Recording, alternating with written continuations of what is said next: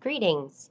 A note from your CPNP NASPGHAN colleagues on possible pitfalls in implementation of a gluten-free diet for celiac disease.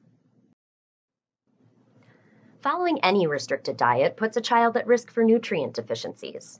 The gluten-free diet may be deficient in folate and fiber due to removal of gluten-containing flours from the diet, B vitamins and zinc because of inconsistent fortification of gluten-free products, vitamin D and calcium related to patient avoidance with transient lactose intolerance.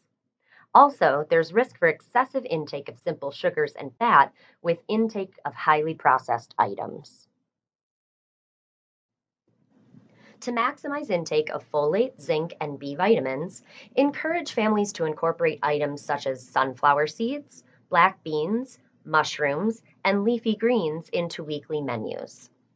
Fruits, gluten-free whole grains, vegetables, and legumes are excellent options for increasing fiber intake.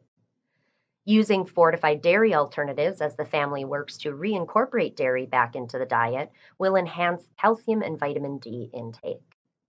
Choosing naturally occurring gluten-free foods such as fruits, vegetables, proteins, and gluten-free grains such as quinoa instead of processed gluten-free foods can decrease fat and sugar intake, as well as decrease the overall cost of this diet. What can I do if my patient says he or she is following a gluten-free diet, but is still having GI symptoms? Make sure they're being seen by an experienced registered dietitian for regular follow-up to assess their current diet. Your patient may be inadvertently consuming gluten, either through cross-contact with gluten-containing foods during meal preparation, or even by consuming too many gluten-free processed products each day. Gluten-free products must contain less than 20 parts per million to be labeled gluten-free, but if you consume these products in excess, you can ingest enough gluten to cause GI symptoms. There can also be hidden sources of gluten in medications and vitamin mineral supplements, even in probiotics.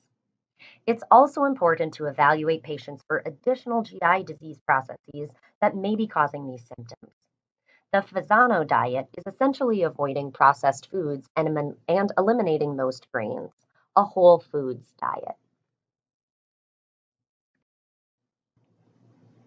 Thank you so much, and we'll see you at the next Nutrition Pearl.